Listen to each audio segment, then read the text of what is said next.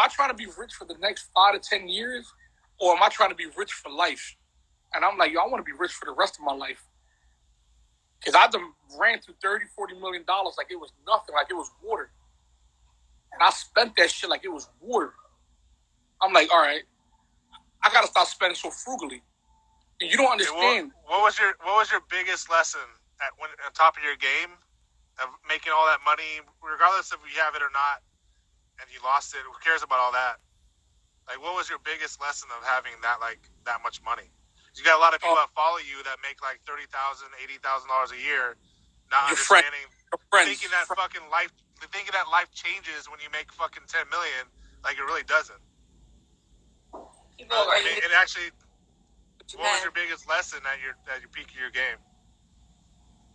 It was just a lot. Like, I'm gonna tell you this. Like, before, like, I started making money, like real money, I was always like this, the way I am now, grounded, by myself, humble, just a good person. I got up every day, washed cars. I had work ethic. I kind of lost my work ethic through, like, depression, but I was always by myself. When I made millions and millions of dollars, I was always by myself. The minute I decided to start putting people into my aura, bringing people in for social acceptance, and wanted to hang around all the killers because I wanted to feel like one, and that's not who I truly am. The minute I started, like, bringing people around who I thought loved me and truly was just there for the better, that was my biggest lesson.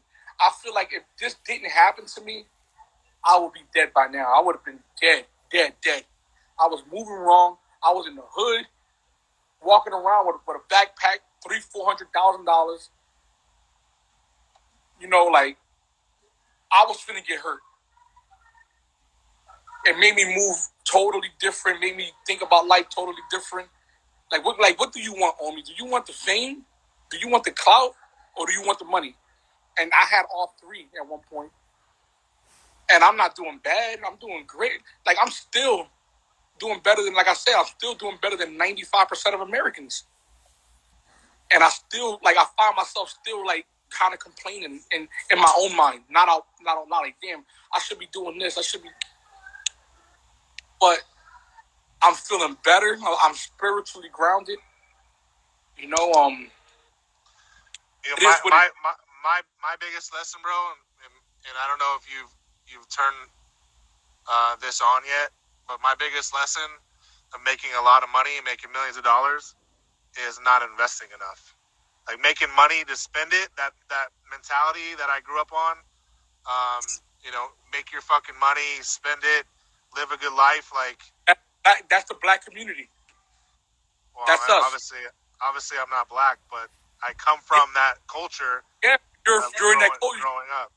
If you're in the culture, you know what I mean? Like, that's the black mentality.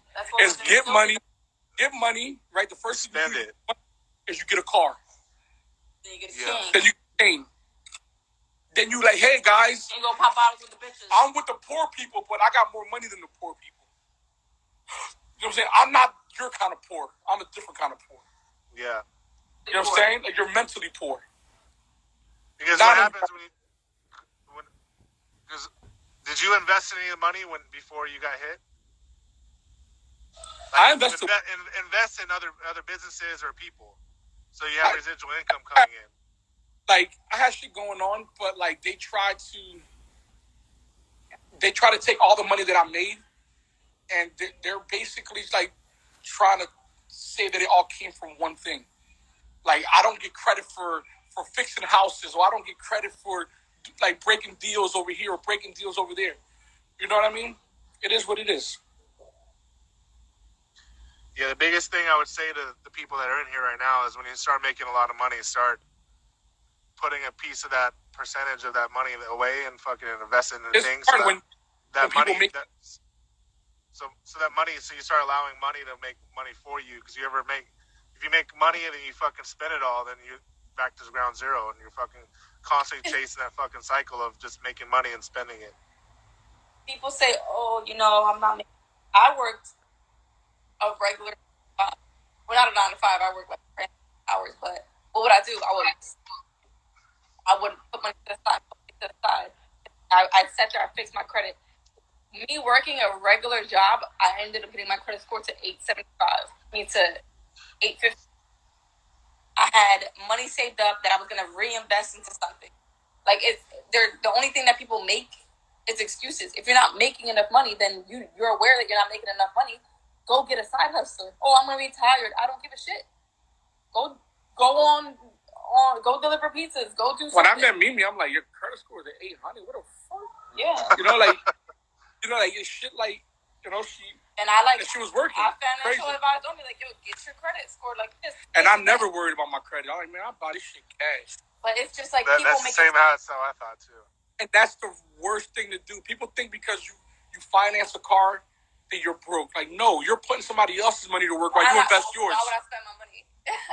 That's why I'm like, yo, I would never buy a car cash again. It's stupid. Me dropping $100,000 on this car when I could take that $100,000, turn it into $1 million, and with that money that's reoccurring, pay the car off. It's basically like I'm paying it for free. It's not even that. You don't got money. You fix your credit. Now you have money. You got to pay back. I made a lot of mistakes. That money, cash out on your credit card. I'm happy that when they came, I didn't have nothing on credit. Because they took everything and I wiped my hands clean and said, let's build again. Because if they would have came and I would have had all that fucking debt, they wouldn't have been able to take the cars. Well, how the fuck I was going to pay all that off? Like, yeah, then he had to file bankruptcy and do all this bullshit. My insurance was over $30,000 a month. God damn. My insurance... You had 50 cars, though, right? Insurance now is like $17K a month. Back then, though, you had 50 cars? About.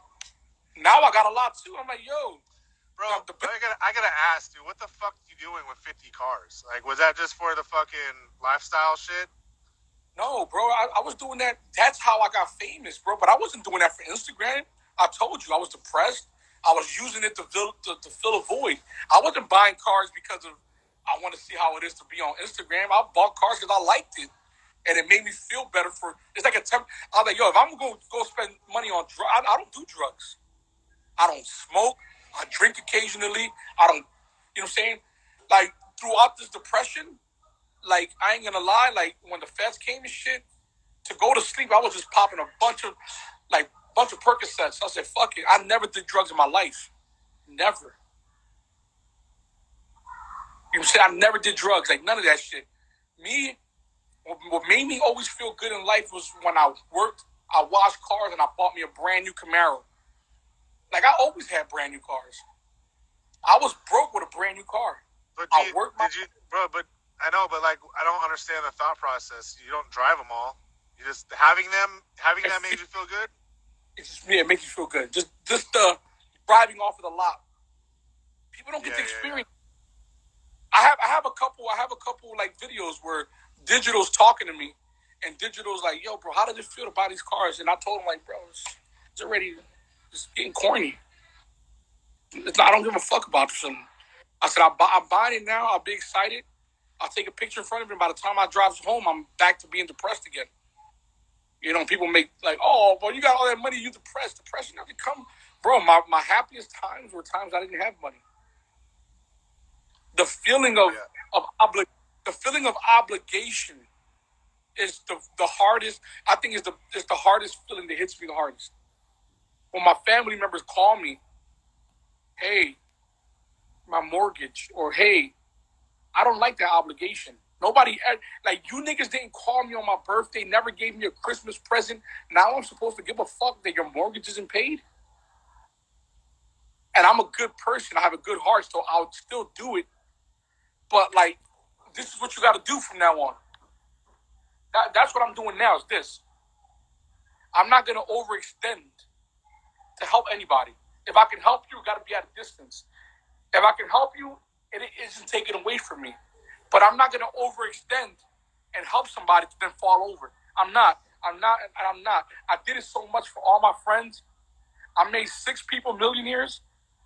Those motherfuckers never turned back to even call me. Like, yo, homie, you okay? 'Cause I've been a good person to a lot of people, man. I didn't rob nobody. I didn't steal no money from nobody. I've been a real good person, man. And that's why I'm back into a good position, because people that are around me knows like, yo, but I'm not overextend. I don't give a fuck about what you like. Listen, I got to get myself right. Once I get myself right, I can get everybody else. I just went from having 12 employees a few months ago now to having one. When people think the well dries up, bro, the whole time I'm on the other side digging another hole. I'm not, bro. I will be out here, bro. I will be out here fucking shining shoes before I go broke. I have no fuck. I don't give a fuck. Humble nigga. I have no, bro. I don't give a fuck, bro. I'll be out here washing cars. Only in the Hellcat washing cars before you see me go fucking broke and hungry. My kids, for real, like my kids' schooling is about to be like, when my son Omir goes into school up here, it's gonna be $60,000 a year to put my son through education. I will be fucking. What's up, AP? I will be breaking houses with AP. I don't have no shame in my game. I was selling fire sticks door to door. I was fucking washing cars. So 10 o'clock at night, I put lights in the back of my truck. I have no shame. And guess what? If my merchandise slows down, I'm gonna be out there selling my clothes on the street. I don't give a fuck about what nobody say about me. What they gonna say? Oh, that nigga went broke. And guess what? I'm out here providing for my kids. I ain't gotta prove nothing to nobody no more. You know what I mean? And that's when now I'm starting to feel good. Now I'm not depressed no more. Because for a long time, man, it's been like the social acceptance. I wanted people to accept me. Fuck people. Fuck do I give a fuck about if a nigga like me or not? You know what I'm saying? And so many of us deal with that shit. Where you like a pair of Pumas and you really want them. But you like, damn, niggas gonna laugh at me if I buy them. Nigga, buy them shits. You like them, buy them. Like somebody told me, yo, Omi, I would love to buy your shoes, but I'm afraid people gonna laugh at me.